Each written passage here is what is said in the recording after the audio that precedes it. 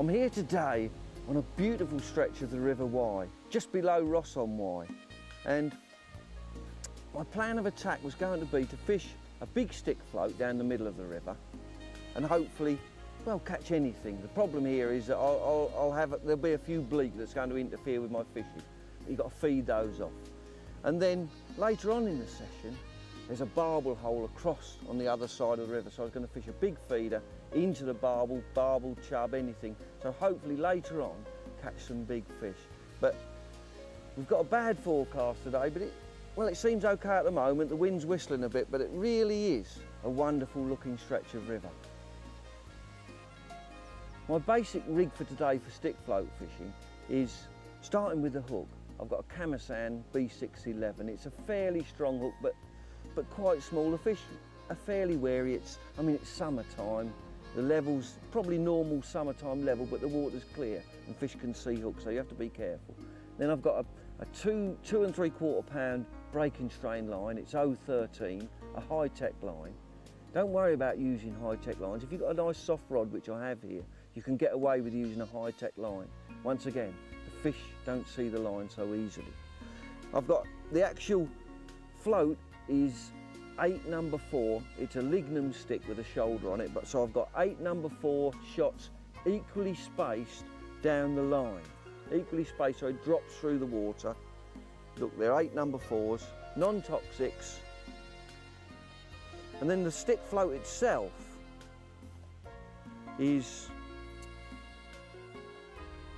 has this shoulder, so that I can actually hold to this shoulder. There's a fair bit of pace on the river. And it's got a lignum heavy base for casting. You'll see that I'll do a nice underarm cast and I can cast to the middle of the river. You need a fairly weighty float. The main line is £3. It's a Drennan float fish. It's 3.2 pound. It's probably 0.17 diameter. But when you're fishing a river like this, you need to float your line on the top, on the surface, so you can actually keep mending, lifting and mending and coming back behind the float. So you need a floating line, not a sinking line. So Drennan float fish is very, very good for this. The rod itself is a brownie naturally. Wouldn't use anything else, but it's a 14-foot rod, so I can actually get behind the line and use it. 14 foot, but very light, only weighs 5 ounces. And then the reel is once again a Browning Syntec match. Just a fairly light reel. A good wide spool so that the line will run off the spool quite easily. So that's basically the kit that I'm going to attack the river with today. And then on top of that, I'll just be loose feeding. The actual bait will be loose feeding maggot. I'm going to start with 2 white maggots on the hook. It's sort of it will normally catch you something and just work my way through the peg. There should be a lot of fish here, but as I said earlier, I think I'm going to have a few problems with bleak. So we'll see, we'll run it through. I'm going to feed fairly heavily. Cast into the middle of the river. I can actually hold the rod between my legs and feed out. 2 good pouchfuls of maggots there. Put plenty of feed in.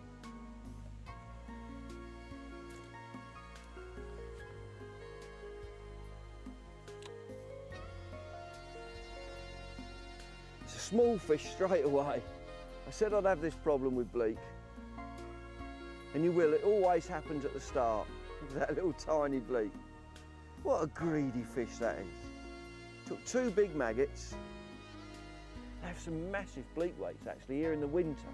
The bleak shoal up into certain areas, and you can catch 50 or 60 pound of these little fellows. 50 or 60 pounds in 5 hours because of the heavily coloured water they get into one area.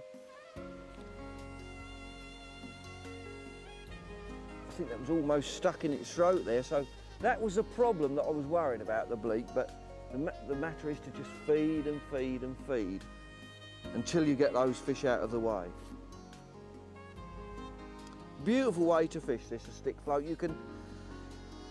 I'm fishing 8 number 4, so it's fairly heavy, but if you're on a river with less pace, 4 number 4s or 6 number 4s, you still apply the same techniques. You can spread your shot out. The casting's still the same. You can do a nice underarm cast. using the weight of the float to get you out there. But the feeding you have to vary. Now here, as I say, I'm going to have to feed fairly heavily just to keep these, or feed these bleak off.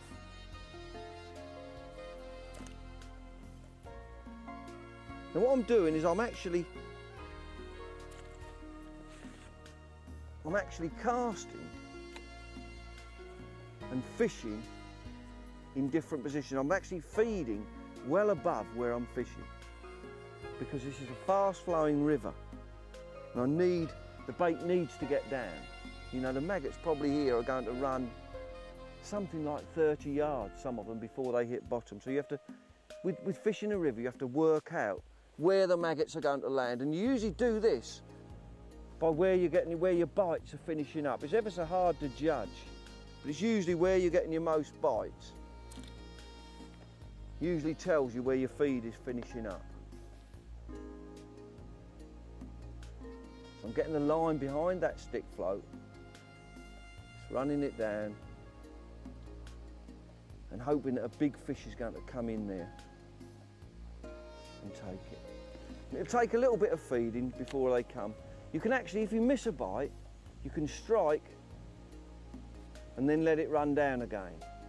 Doesn't hurt. Your bait should be okay. And then you get one next cast. Small fish again. Just as I predicted, it's just a small bleak again. But this is normal. Don't worry about it. This is just normal tactics when you're on this river. You know, there just does happen to be a lot of bleak here, so you need, when you come here, you need to bring probably 10 pints of maggots and feed and feed and feed all the time. And if there's too many of these small fish, I'm going onto the feeder later anyway, and I wouldn't get bothered then. Using a big feeder with 3 or 4 maggots right across, I won't get bothered with these bleak.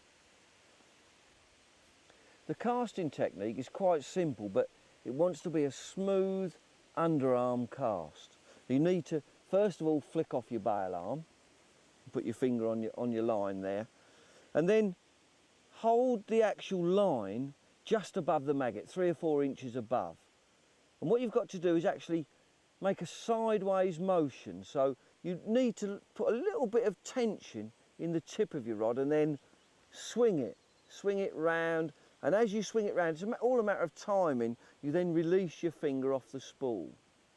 So it's just a matter of getting this timing right, getting the rhythm right. So you go back and then you swing, boom, like that.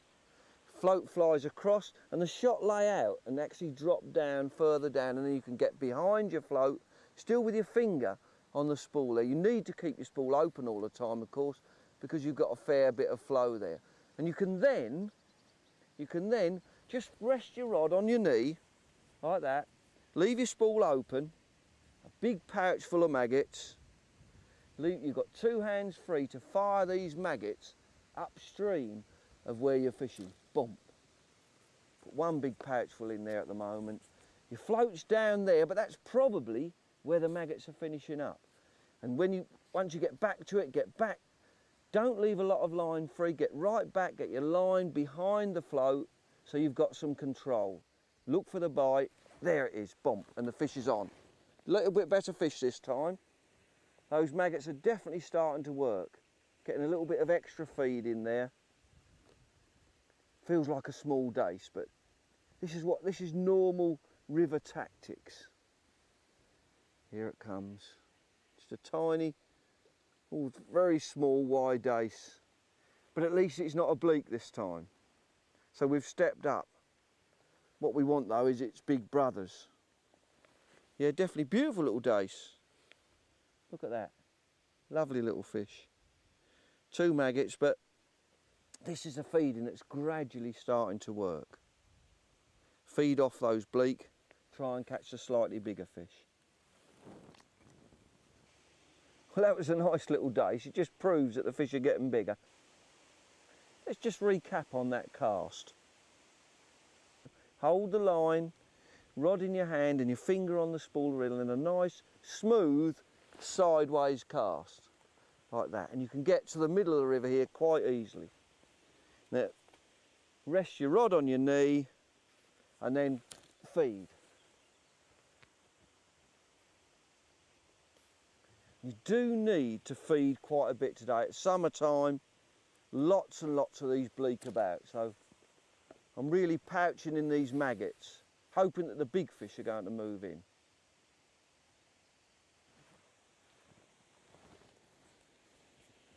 Is this a bleak or is this a dace? Is it getting better? Another little fish. I think it's quite possibly a dace again. So we've fed the bleak off, now I've got to feed the dace off and get to their bigger brothers there. Tiny little dace. Lovely little fish, absolutely perfect condition. Fin perfect, beautiful little 2-ounce dace. Let's run through that, just that casting again, just a technique, just once more for you. You need to open the bail arm, and it's an underarm cast.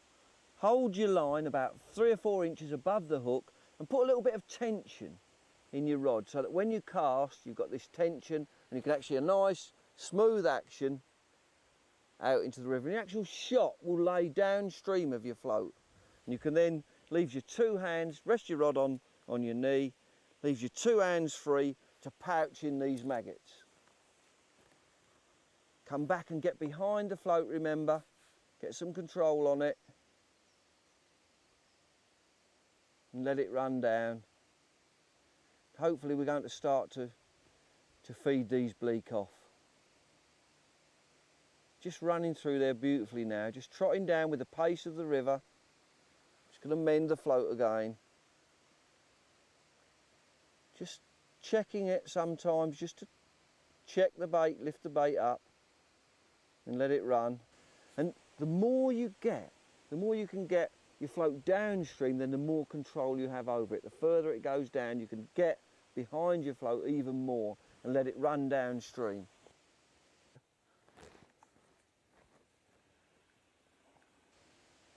Oh, another day. Oh, this is actually, they're gradually getting bigger. Another little dace. I can swing this one quite easily. There you are. But the actual system's working. The stick float's working. The feed is working. Beautiful little fish. There, I'll swing it. I don't need to net that one. But there. Beautiful little dace. Probably 2.5, 3 ounces. Really chubby, good condition. But that's because the river's in good condition. 2 maggots and just lip hook, so I can unhook him easily. But really, really lovely fish.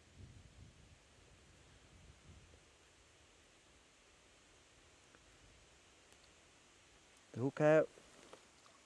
There.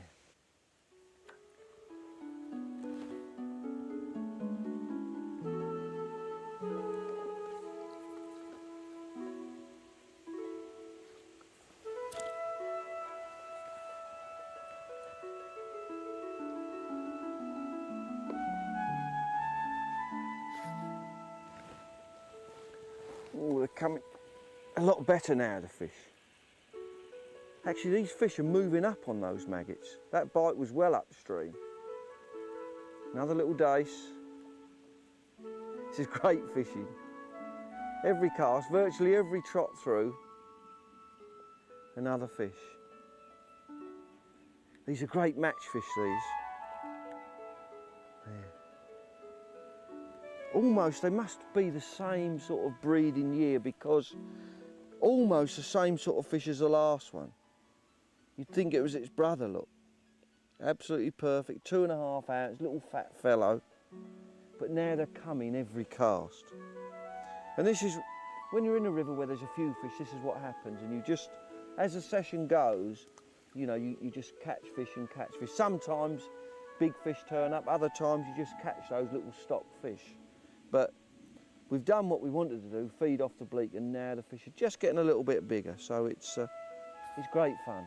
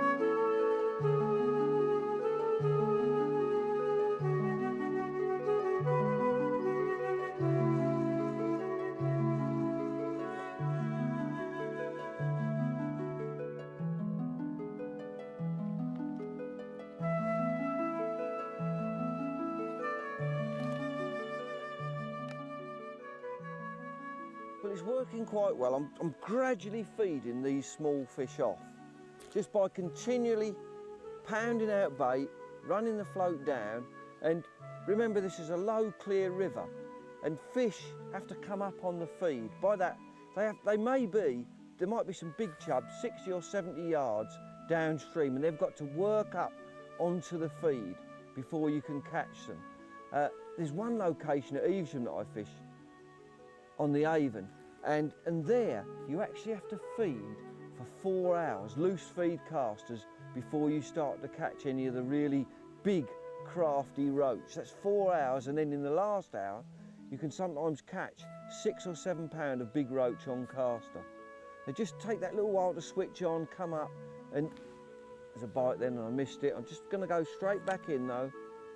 If you miss a bite, you can actually just mend to it again, drop straight back in and continue running downstream. It just saves you a little bit of time. There, got him this time. No, I lost him, just bumped him, that one. It's a good distance to fish, so odd times you'll miss fish, but it's just great fun fishing. You're running through, you're working all the time. It's all effort, casting out, coming back in. That time I missed the bite. It actually had taken one of my maggots, and I just felt the fish. It can often happen, but I'm fishing quite a way downstream, so control is there. So when you get that bite, you have to be there and ready, bang, to get it immediately. But you can, I'm on a smallish hook, like a 16 at that distance, and you can bump 1 or 2 fish. You'd be amazed how hard it is to hook fish. You have to strike fairly hard to penetrate the hook. So, and that's a common failing amongst anglers. You know, really give it a fair old whack. I've got a good soft rod here, and I can really whack into that to set the hook home. So all the time, work at it, all the time, feeding. You must keep working, feeding all the time, letting your bait run through. Then maggots will come through behind the float and run down, and eventually those big fish will say, yeah, this is good, we'll have some of this. But you've got to sort of wean them onto it. Remember, it's unnatural for them to be feeding on maggots here. There's probably not fished that often. So they actually have to be weaned onto them and saying, well, this is a nice bit of free food, we'll have some of this. All the time mending your line, get behind the float and then let it run. Occasionally holding it, hold it hard. When you actually hold it hard, it lifts your bait up off the bottom. Quite often the chub can have a go at it then. And letting it run through. And all the time be there, waiting for that little sharp take and then strike. Still only little fish there, but it just takes time quite often to, don't expect, as I say, instant action. Sometimes you can get on brilliant pegs and always be catching, but it's not always the case.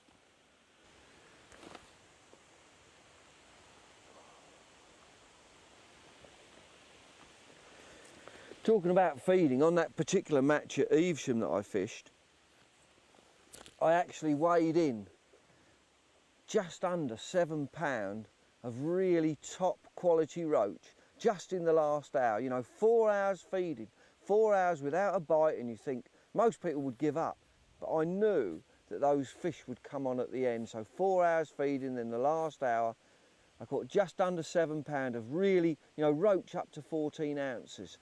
And with that, I won my section. I didn't actually get any overalls. I was about 7th overall out of about 80 anglers.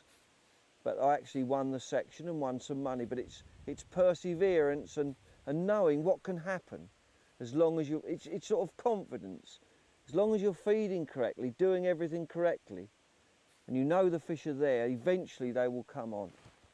There's bites there now, but they're from small fish. When it's a big fish, you'll find that you will clonk into it straight away. But what I'm probably going to do in a minute is, there's still those big fish to be had on feeder across. This is a small fish again. There's still those big fish to be had on feeder across. And I think I'm going to have a look across there and keep feeding this middle line of the river while I'm fishing across for like the bigger barbel and bigger chub, because it just seems like there's an abundance of small fish here. And even though I'm feeding really heavily, I'm still catching them. There is one of these little Wye bleak. Really big as far as bleak goes. Would you believe it? That's a good fish. That's a big fish, but of course they're nuisance fish when you're trying to catch chub. Thought this would be a good time to go on the feeder. And what I've done to start the session is I've thrown the feeder out about 20 times, no hook on, no bait, but just keep throwing it out where I'm going to fish to get some bait down there. A mixture of sort of hemp and caster. Get this back in. Across the river. Just a mixture of hemp and caster in the feeder. So it's lying on the bottom waiting for these sort of barbel and chub to come up. It will lay, the hemp in particular will lay pretty still. Casters will move a bit in a flowing river, but hemp and casters. And I've got a basic feeder rig, and I'll run through that in a minute with you, but it's a good way to fish for quality fish. And I'm putting they like casters on this river, so I'm putting 4 casters on the hook. Just threading them on. And then in the feeder I've got a mixture, just a mixture of caster and hemp. So put some caster in first, just tuck that into the feeder, a little bit of hemp on top. I'm actually putting a maggot in there to make sure that feeder lid is staying tight, just to clip that in. Just jamming it in, keep that tight. And then throwing across to the far side, 4 casters on the hook. And you know, you have to wait for a bite, but you want the feeders, you want it to keep going in fairly regularly, to keep a feed pattern going in. Lovely, spot on that one. And then as the feeder hits the bottom, I'm paying out some line, a little bit of line, just paying it out to put a bow, create a bow in the line. And what this does, it means that you need less weight to hold bottom. The actual line will give a little bit. If you tighten up to it straight away, you'll find that you'll need to fish a much, much heavier feeder to hold bottom. And the actual bite, when you get it, will be what we call a drop back. The actual fish bangs down on the bait, and with the actual ferocity of the bite, it will move the feeder and the tip will fly back. Sometimes the feeder will move just on its own, and in that case the tip just moves back. When you get a bite, it will go down and then back again and be a more sort of violent action. But what you have to do is sort of, it's the same really as float fishing. You have to keep working at what you're doing all the time. You have to be only so long out there, say 3 or 4 minutes, waiting for the bite. If it doesn't come, and you know that you sort of think the feeder's going to empty, there's only caster and hemp in there, so it's the flow of the water will push that bait out. Once you think it's out and gone, then you need to come back in and refeed. All fish, particularly big fish, you know, they can eat an enormous quantity of feed, so you need to keep baiting up all the time. And the idea is, of course, your hook bait is lying below your feeder, and the actual casters and hemp are trickling out and going down towards your hook bait. The fish then will be picking away at this hook bait, and then yours is in amongst it as the free offerings are going through and they grab hold of it. That's the idea of feeder fishing. And usually on this sort of river, on the Wye, you will catch your better quality fish in this style. And just leave it out there a little bit longer. And now and again you can actually move the feeder. You can actually pick your rod up, just move the feeder, and it'll empty a little bit of more feed out. And quite often you then get a wallop, a big bite when you do that. But as I said, it's exactly the same as float fishing. You have to keep working and working at it all the time. In and then out, reel in and cast again. And you only need 1 or 2 big fish, you know, and that's been well worth it. You don't get a bite every cast, only unless you've got small chub in your peg, but if it's big fish you're after, you catch one or two and then you might scare them. There's a little bit of weed running through now, probably this rain is pushing down a bit. I actually had one of the casters smash them, but could be just a little fish or the impact of the feeder when it hits the water. So it's necessary, bait up, top up, cast out and try and get in the same. I'm not using a line clip today because I'm feeding out a bow. Try to get in the same spot every time.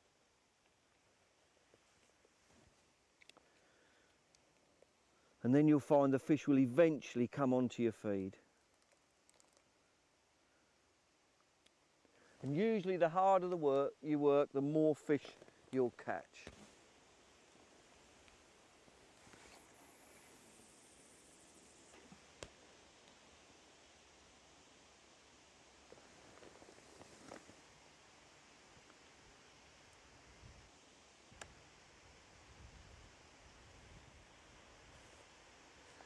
So all the time I'm trying to get this feed in, trying to work it, paying out the line. As soon as the feeder hits the water, just let it hit the bottom and then pay out some line so you've got this good bow, and this means it will hold bottom much easier.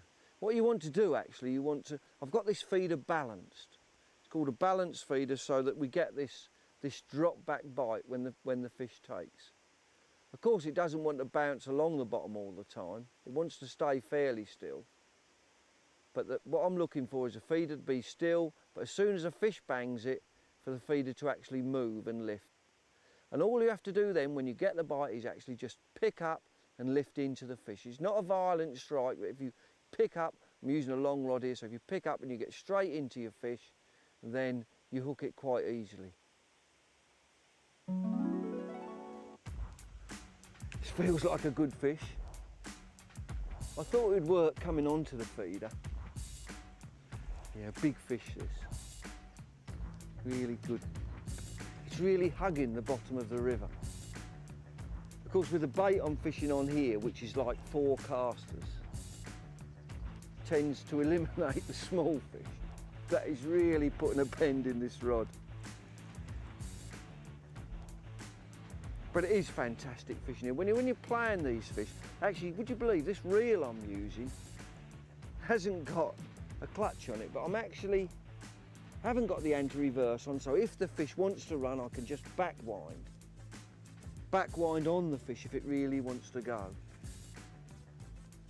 And because I'm fishing right on the other side, it's taken a fair while to actually get the fish in. It's really powering in. I'm guessing it's a barbel. You know, one of the fish that we came to catch. That rod is bent over double. It's terrific, it really worked well. There. Coming in. I'm still putting a bit of feed into the middle of the river to try and keep them stick float fish going, but you know, this might be one of those sort of days when it's a feeder day. Probably is a barbel because it's powering upstream now, which is normal. But I'm really putting a lot of pressure on this fish. Look at that, rod's bent over double as I'm trying to get it in. It's typical of a barbel to run upstream. Yeah, I've just seen the fish there under the water, just caught a glimpse of it just under the water. It's a barbel, not a massive one, but you know, a good fish, sort of an enjoyable fish. They really are one of the hardest fighting fish, pound for pound. I can actually hear the line singing, whistling through. The fish is upstream, just upstream, sort of there. Bringing him steadily in. Here he comes. Always a good fish. It's a lovely fish. Look at that. Just see him under the water then, below the feeder. Look at that for a beautiful barbel. Oh. Even this fish is making my arms ache. I'm actually pulling at it. See how it's trying to get upstream all the time. They actually help you, you know, when they run upstream. They don't realise it. If they was to run downstream, you'd probably lose them. But good barbel like this always tend to run upstream. That is a lovely fish. Look at that.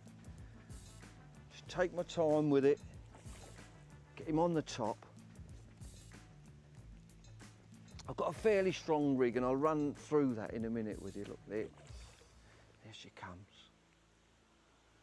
That is a one fit fish. Got to watch it because I've got some branches just below me, so it's not easy to actually look at that. Ooh, still not given up yet. Here it comes. I've just got him on the top. Trying to make sure it doesn't break me. I really are. Still hasn't finished yet. Can you believe that? Still fighting all the way to the net. I'm taking my time with it because it is a good looking fish. Look at that. There. Just slide the net under it. Take it easy. That is quality. Let you have a look at this fish. Oh, that is a gorgeous barbel. Proper fish. Hey, that works straight away. And a big fish too. Didn't think it was as big as that. Look at that. Guessing what that is, £5 I should think, or more. Maybe more. Just a beautiful fish. Hooked. Can you believe it? I don't know if you can see that. It's hooked just in the lip. Little 16 hook, and it's hooked just in, but it's right in that hard, muscly part of the lip, which means that you're never going to lose it. Unless they actually break you, that hook is never going to pull out. But I'll be as careful as I can in unhooking it. Just get my disgorger in there so I don't damage the fish. There. Look at that, eh? A beautiful £5 Wye barbel. Might even be more. I'd like to weigh that. That is gorgeous. Just slip him into the net.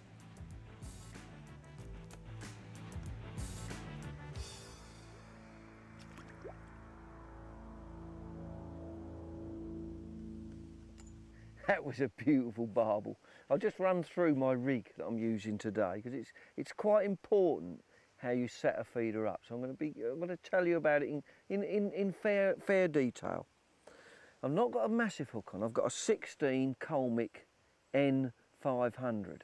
They're called nuclears, but they're very, very strong hook. In fact, I used this hook in the World Championships in Spain. I used a size 12 then, catching carp. You know, it really was a strong, powerful hook. Never bent out all day. And when you're fishing for these big barbel, you must have a strong hook because they will straighten you so easily. Then I've got my hook length, which is, in high-tech terms, it's 0.16mm. Now that is probably about £4 breaking strain, so it's quite strong. I've got a 2-foot hook length coming down to the actual main line. Now what I've done off of this feeder, and it's quite ingenious really, I've got about a 9-inch length of line. I've put a big loop in it, and then if you can have a look along here, there's 1, 2, 3, 4, 5 separate knots where this line is doubled up. And what happens is, in flowing water, the water actually will push into this heavy line and actually lift it above the weed. Just lift it and give the bait some movement. So that's important in fish catching. Then the feeder itself, I've got a 1 ounce block end feeder, good size feeder as well. Get plenty of feed in it.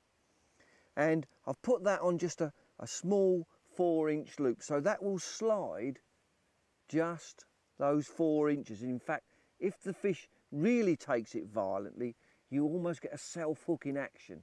I only go that far and then bang, that will pull the hook into the fish's mouth if you're catching really big fish. Now the line, once again, this is a big river, big feeders, powerful fish. I've got the line diameter is like 0.26mm. It's a normal mono, not high tech. Don't forget you want a normal reel line, and that's something like £8 breaking strain. Sounds a lot, but you need it because you're continually casting a big feeder, and you can weaken line You know, it might be all right when you first put it on and have 2 or 3 chucks with it, but when you're continually casting, you actually wear line a little bit. So if you get any weak spots in it and the line's too thin, it will break and your feeder will go. So you really need to fish fairly heavy. So nice heavy line. I've got a sort of a 3-ounce tip, good heavy tip, because there's a lot of pull on this water. And you can notice also a big reel here with a wide spool. This is a Browning Ulti-Match there. All I do is backwind when I hook a fish. It hasn't got no clutch. And the rod itself is a 13-foot big feeder rod, powerful. It's called a Browning Advanced Super Feeder. It comes in a sort of an 11-foot or a 13-foot mode. I can use it either way. But a big, powerful rod. You need a 13-foot rod because I've got the rod up in the air, keeping it above the main flow, which is coming down this inside. If it's a shorter rod, what you find happens is that you will actually have more of your line in the flow, so you'll need more of your weight on your feeder. So rod length is very, very important. So that basically is a setup. Then all you have to do is make sure you keep casting in the same spot, and then you'll catch some big fish. Now these casters are quite difficult to put on the hook. I'm using 4 casters, so I've got to get 4 casters on a 16, which is not easy. But with the first one, what I usually try to do is thread it up the shank, you know, sort of put it in at the point, like that. Just put the point of the hook in, and then actually push the caster so it goes round and onto the shank of the hook. And that's at least one that's sort of firmly in place.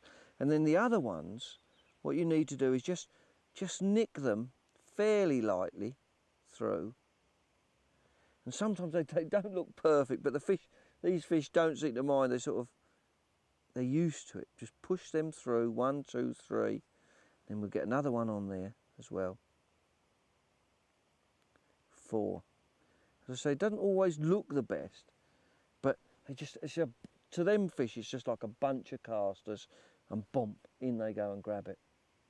Now always make sure that I bait up first. It's probably not so important when you're using hempen caster, but usually it's best to bait up your hook before you fill your feeder, because if you're using maggots and you actually fill your feeder up with maggots, right, and then go to bait up, half of them are dropped out. So it's not so critical with hempen caster, but it's just force of habit that I usually like to sort of bait up first and then top the feeder up.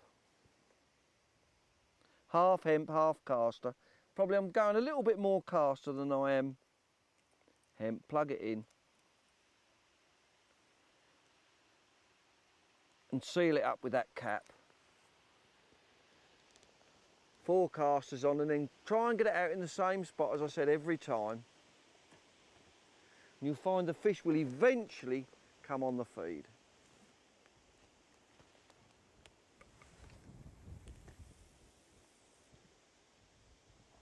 Just letting the feeder hit the bottom, pay out a little bit of line, so you've got that bow. And always be ready from the time that feeder has hit bottom, watch for the bite, because quite often you can get it immediately. So you're just watching for that bite immediately as soon as it's gone in. You're looking for that tip. What you're looking for is the tip to go down and come back. As soon as it goes down, the tip drop back then, and that's the actual power of the water moving the feeder. This can happen, but I didn't strike because I knew it wasn't a fish. With a fish, the tip will always go forward first before it comes back. So it will always dip down, then come back. That's what you're looking for. Just looking for these good, it's a sort of it's not a finicky bite, you can't miss it. It'll be a good, powerful bang down and come back.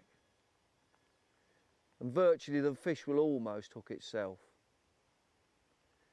You can see I've got my rod up in the air, trying to keep the line above most of the flow. In fact, my line's entering the water sort of over halfway across the river, and this is important.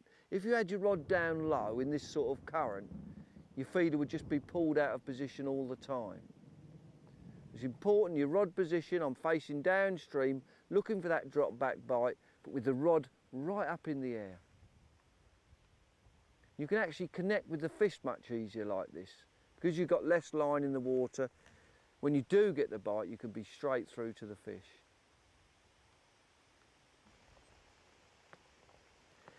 It's easy to see what's happening above the water. I mean, it's raining at the moment, but I always like to sort of try and think what's happening under the water.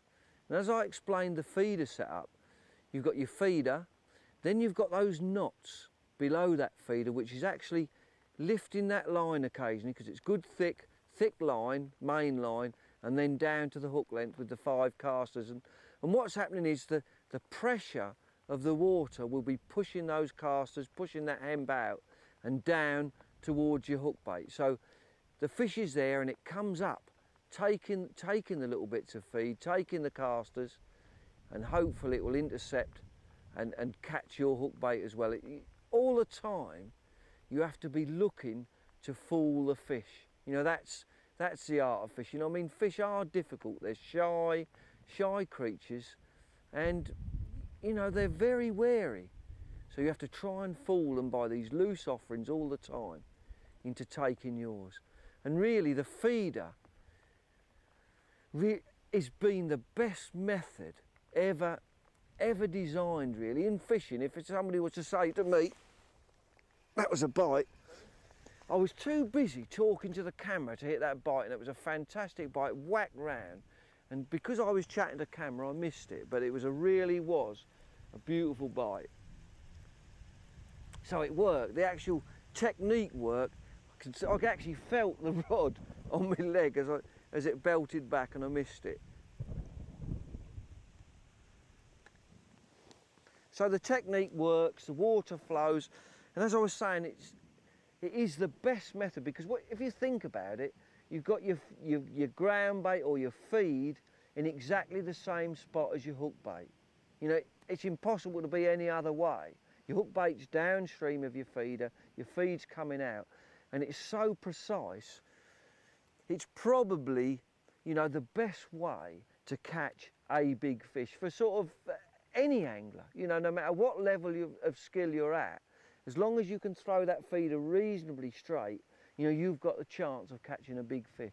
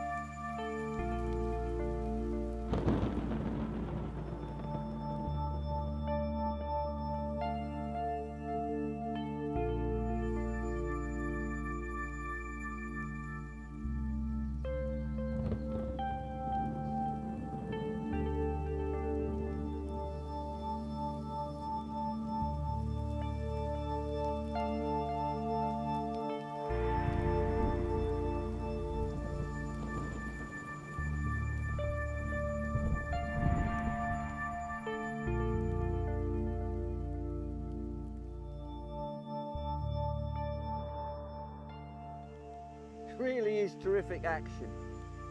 Another big fish. Mind you, it's a bit wild now.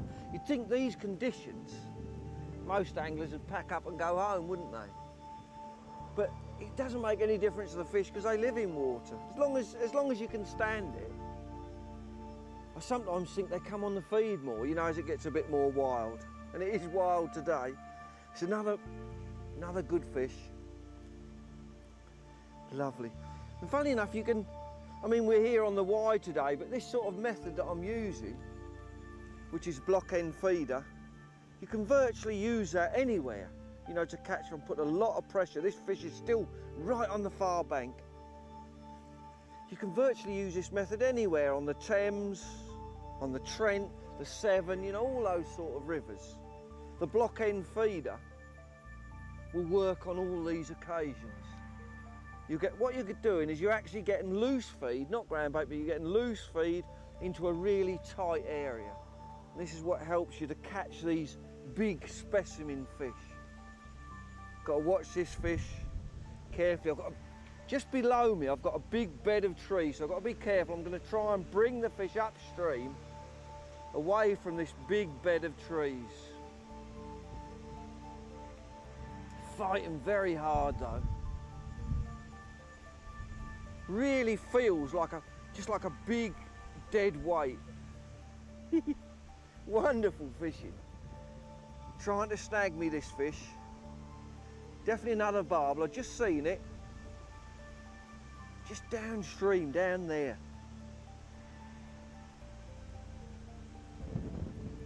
Now it's coming upstream. And honestly, the fight they give you is fantastic. I'm backwinding now, ready. Like I said earlier, be ready. If that wants to pull, just let the fish run, let it take it. And it's sort of now, it's just laying across the current, trying to pull it as hard as I can. Look at that. If you look at that rod there now, it's almost bent double with the pressure of the fish. I've got it up on the surface. Lovely. This is, you know, just to catch one fish like this makes the day worthwhile. Block end feeder on the Wye. Fabulous, fabulous. Just so much pleasure. And you think you're just about to pull the fish in, but you can't. That is a big fish. That wants to go, and you have to let it go. When it wants to run, then you can just ease the fish up. Oh, that is a fabulous fish. Pull him upstream. You can just see him there below the surface. A little bit of weed around my feeder, but there it is. Oh, that is a beauty. That is a big, big barbel. This is proper fishing. I don't know how big this one is. This is a really good fish. It takes some time to get in too. He's going around by that tree again. Just keep him away from it. Come away, come away. Lots and lots of pressure. Gradually you get the fish up. Wonderful fighting fish. Let me get him round and up. You can see the feeder there, just above the surface. A little bit of weed on the line. I think it's just by the fish, but it won't hurt it. But look at that fish fighting. Incredible power. Actually, if you get them near the surface, then they can't snag you. But this one is such a big fish, such a hard fighting fish. It's just out there now. You can just see the feeder coming to the surface. There's the fish just below it, but when it's in the current, look at that for a swirl. When it's in the current, that's the hard bit. You know, it actually turns in the current. The fish is so big and powerful. He's coming up here now, just in front of me. There it is. And he still wants to bore away. I thought I'd got that fish beat then, but no, it still wants to go. Every time I get it near the top, and I really am putting a lot of pressure on this fish, but oh, I can see now why people love to catch barbel.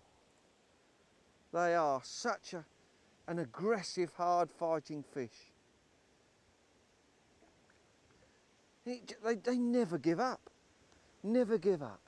There he is, right on the top now. He's nearly there. Still doesn't want to give up.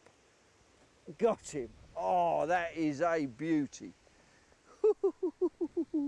That is a big fish. Oh, must be 7 or 8 pounds, I should think, but oh, really is a fabulous fish. You know, as I said, just one fish like this makes the day worthwhile. That is a brute of a barbel. Let's see if I can show him to you. Oh, it's really strong as well, so I've got to be careful I don't drop him, but that is, if you look at that, that is one hell of a fish. That is a beauty, look at that. Just that one fish makes it all worthwhile. Just shows you how to catch them with the feeder, and then you end up with a beautiful, hard fighting, and I should think it's never ever seen a hook in its life. Just such perfect condition. Probably 7 or 8 pounds. I'll slip him in the net. Once again, this fish is just, can you see there, just lip hooked. The sort of place where you're never ever going to lose it. Let's just, that's it, that's out quite easily. That is a beautiful, look at that. That is a beautiful fish. So, there you are, you can see the type and the style of fish, just straightforward feeder fishing, and this is the result. Feeder fishing, but work at it. And as I said, just one fish like this makes the day worthwhile. And I think we'll finish on that fish. What a beautiful fish, the biggest fish of the day. What a beautiful fish to finish on.